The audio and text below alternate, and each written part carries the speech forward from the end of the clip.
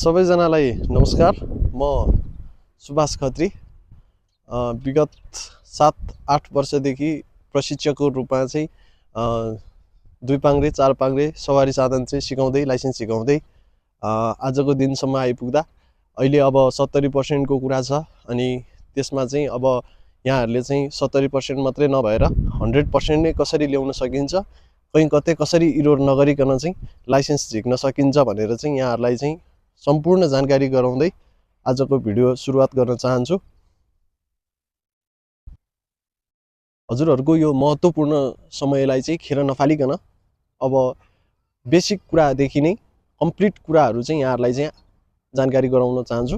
अब सुरु गरौँ। यहाँहरूले चाहिँ ट्रायल सिक्ने क्रममा अनिवार्य रूपमा चाहिँ जुत्ता लगाउनु होला र ट्रायल दिने क्रममा पनि यहाँहरूले चाहिँ जुत्ता लगाएर मात्रै ट्रायल दिन जानु होला।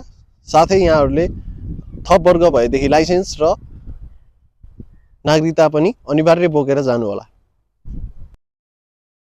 हजुरहरूले सुरुमै एमएसएमएस चाहिँ बुझ्नुपर्ने हुन्छ। सुरुमा चाहिँ यहाँहरूले चाहिँ मोबाइल आफ्नो सेलफोनलाई चाहिँ जहिले पनि साइलेन्टमा या फ्लाइट मोडमा राखेर अनि मात्रै अथवा स्विच अफ नै गर्नु भए पनि हुन्छ र त्यस पछाडि मात्रै कुनै पनि डिस्टर्बेन्स नरहने र आफ्नो सिकाइको बिचमा चाहिँ खतराको घन्टी नबज्ने हुँदा यहाँहरूले चाहिँ जहिले पनि मोबाइल स्विच अफ या फ्लाइट मोडमा राख्न म अनुरोध गर्दछु।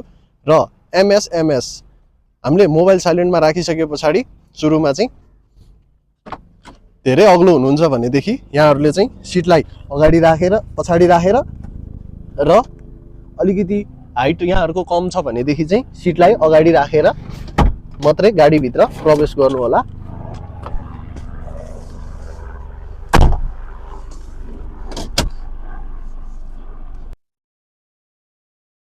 मोबाइल स्विच अफ गरेर गाडीभित्र प्रवेश गरिसके पछाडि यहाँहरूले चाहिँ सुरुमा चाहिँ क्लच थिच्न सजिलो हुने तरिकाले चाहिँ सिट मिलाएको हुनुपर्छ।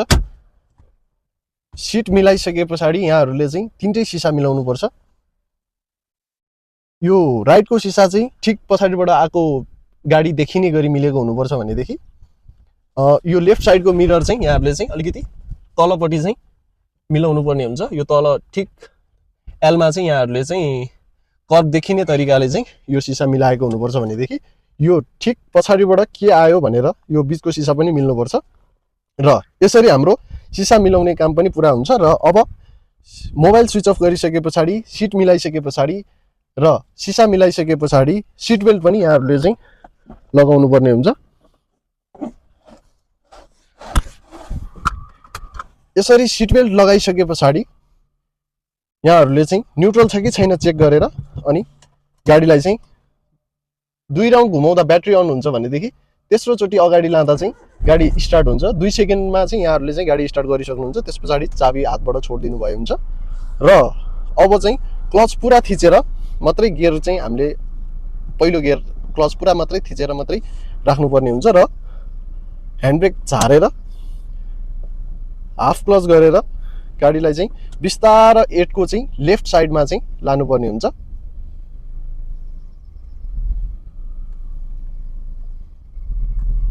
भयो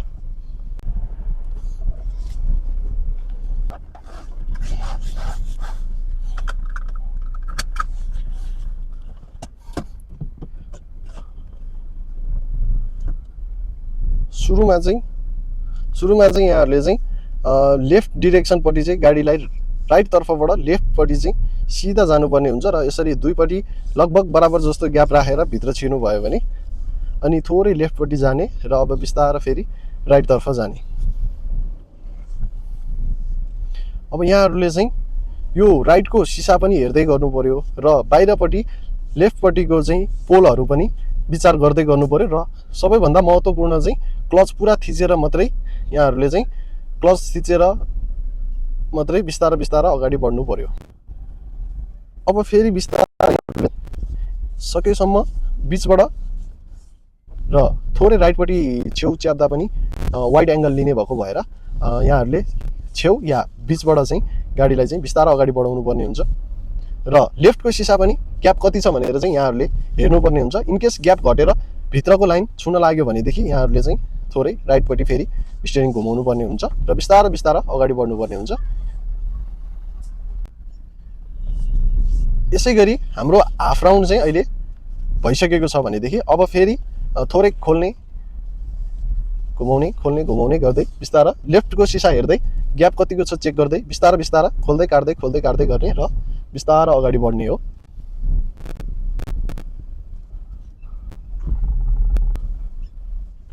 यहाँहरूले क्लचलाई चाहिँ हाफ क्लच गर्नुभयो पनि हुन्छ र थोरै रेस्ट दिएर पनि गाडीलाई चाहिँ अगाडि बढाउन सकिन्छ। अब यसै गरी बिस्तारै बिस्तारै चाहिँ यहाँहरूले चाहिँ स्टियरिङ घुमाउँदै घुमाउँदै फेरि पुरा एक राउन्ड हुन चाहिँ अब पुरा एक राउन्ड चाहिँ लिइसकेको छ गाडीले।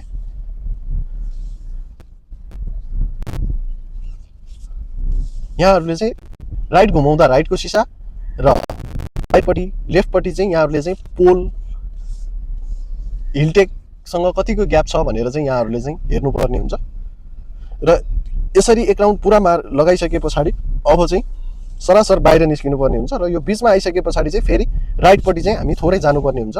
नछुने तरिकाले पोललाई हिलटेकलाई च्याप्दै च्याप्दै बिस्तारै बिस्तारै जानुपर्ने हुन्छ र यो पुरा एक राउन्ड भइसकेको अवस्था छ र अब निस्किने बेलामा पनि यहाँहरूले चाहिँ एकदमै गतिलाई चाहिँ एकदमै कम गरेर बाहिरपट्टिको लेफ्ट साइडको पोललाई चाहिँ अलिकति नजिक जस्तो अथवा लेफ्टपट्टि चाहिँ ग्याप अलिकति च्यापेर राइटपट्टि पनि यतापट्टि पनि ग्याप रहने तरिकाले चाहिँ यहाँहरूले चाहिँ बिस्तारै हुनुपर्ने हुन्छ र अब हुनुपर्ने हुन्छ।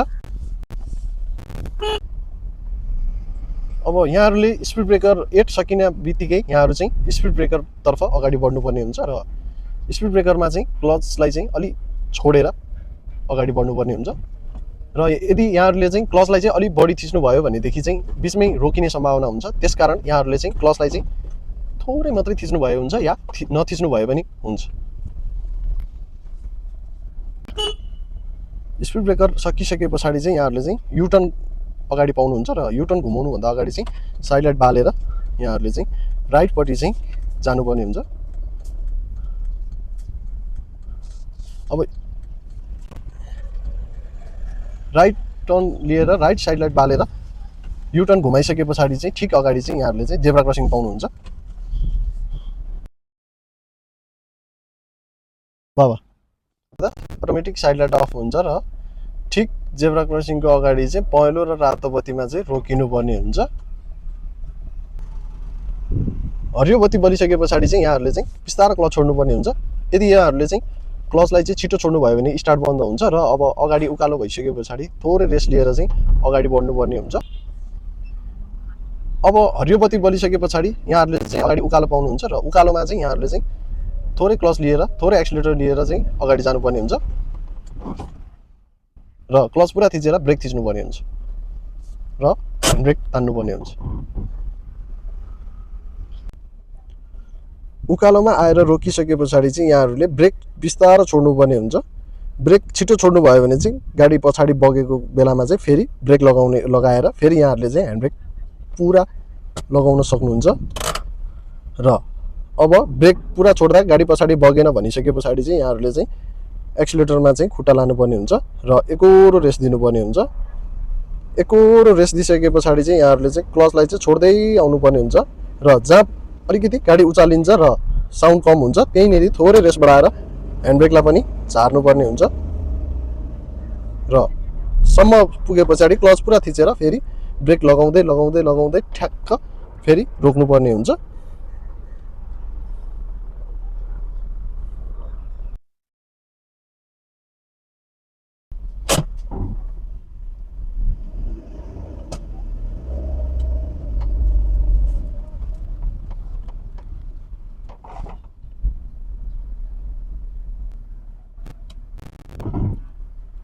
उकालोबाट ओह्रालोबाट चाहिँ बिस्तारै ब्रेक छोडेर सिधा अगाडि जानुपर्ने हुन्छ।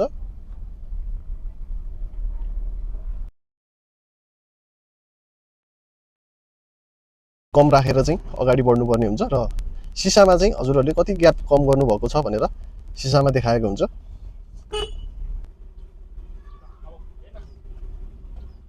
यसरी नै राइट साइडपट्टि ग्याप कम राखेर चाहिँ यहाँहरू चाहिँ अगाडि बढ्नुपर्ने हुन्छ। अब बिस्तारै लेफ्ट साइडपट्टि टर्न गर्दै जानुपर्ने हुन्छ। एलमा जाँदाखेरि चाहिँ यहाँहरूले चाहिँ बिस्तारै बिस्तारै घुमाउँदै घुमाउँदै घुमाउँदै र राइट साइडपट्टि नछुने तरिकाले र लेफ्ट साइडको सिसा पनि हेर्दै बिस्तारै अगाडि बढाउँदै ल फेरि यता यता यता स्टियरिङ पनि खोल्दै खोल्दै सिधा पारेर लेफ्टपट्टि थोरै च्याप्पिने तरिकाले थोरै ग्याप कम रहने तरिकाले अगाडि बढेर सकिन्छ थोरै लेफ्टपट्टि नसकेदेखि बिचमा ल्याउनु भए पनि हुन्छ र बिचमा ल्याएर अगाडि ल्याएर रोकिसके पछाडि अब फेरि पछाडि जानुपर्ने हुन्छ। यहाँहरूले फर्स्ट गियरमा रहेको गियरलाई चाहिँ क्लच पुरा थिचेर राइटबाट पछाडि रिभर्स गियरमा चाहिँ राखेर क्लचलाई चाहिँ बिस्तारै छोडेर बिस्तारै बिस्तारै पछाडि जानुपर्ने हुन्छ। पछाडि जाने क्रममा चाहिँ यहाँहरूले चाहिँ लेफ्ट साइडपट्टि नै थोरै ग्याप कम राखेर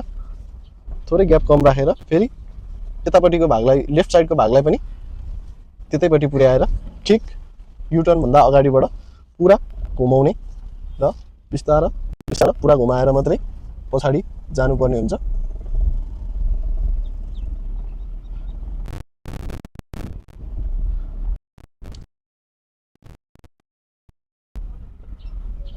र अब ठिक सिधा भइसके पछाडि फेरि एकचोटि चाहिँ रोक्नुपर्ने हुन्छ।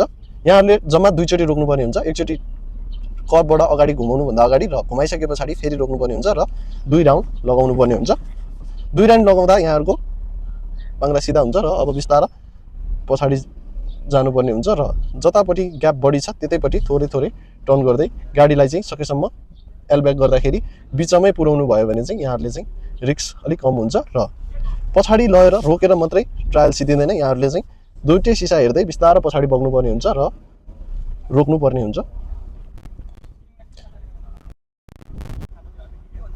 एल पुरा ब्याक गरिसके पछाडि चाहिँ यहाँहरूले चाहिँ गाडीलाई पार्किङतर्फ लगेर मात्रै पार्क गर्नुपर्ने हुन्छ।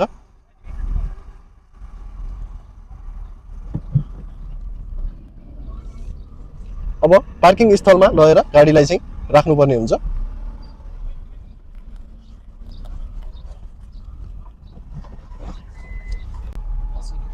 पार्किङमा ल्याएर राख्ने क्रममा चाहिँ यहाँहरूको स्टियरिङ सिधा भइसकेको हुनुपर्छ र क्लच छोड्नुभन्दा अगाडि चाहिँ यहाँहरूले न्युट्रल राखेर मात्रै क्लच छोड्नुपर्ने हुन्छ र ह्यान्डब्रेक तानेर मात्रै फुट ब्रेक छोड्नुपर्ने हुन्छ र अब चाबीलाई आफूपट्टि पछाडिपट्टि चाहिँ घुमाएर अब सिट बेल्ट पनि अनलक गरेर यसरी सिट बेल्टलाई चाहिँ पुरा यहाँभित्र राखेर मात्रै ढोका खोल्नु होला।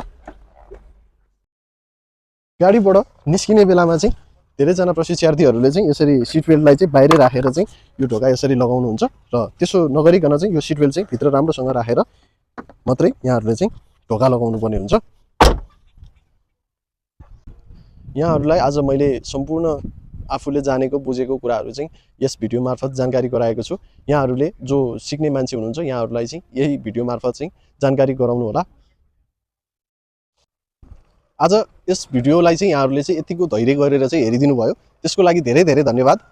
हाम्रो ड्राइभिङ स्कुलमा चाहिँ हामीले यो आज यहाँहरूलाई जे हामीले सिकायौँ यो यस भिडियो मार्फत यदि यहाँहरूलाई मन पर्यो राम्रो लाग्यो भनेदेखि चाहिँ यहाँहरू आएर चाहिँ मसँग चाहिँ पर्सनल्ली पनि सिक्न सक्नुहुन्छ। मेरो नम्बर माथि मैले लेखिदिएको छु र हाम्रो लोकेसन चाहिँ बनेपाबाट आउनुहुन्छ भनेदेखि आलु कोल्ड स्टोर अलिकति अगाडिपट्टि पर्छ भनेदेखि हड्पुबाट आउनुभयो भने एसआर फुडसल नजिकै पर्छ र केयुबाट पनि अलिकति नजिकै छ र त्यसकारण यहाँहरू चाहिँ सबैजना आएर चाहिँ मसँग पनि सिक्न सक्नुहुन्छ। यहाँ हुनुभएको अरू प्रशिक्षकहरूसँग पनि सिक्न सक्नुहुन्छ। यहाँहरूलाई धेरै धेरै धन्यवाद र छिटोभन्दा छिटो यस ड्राइभिङ स्कुलमा सिक्न आउन म अनुरोध गर्छु। यहाँहरूलाई सिकाउन पाउँदा म निकै खुसी हुनेछु।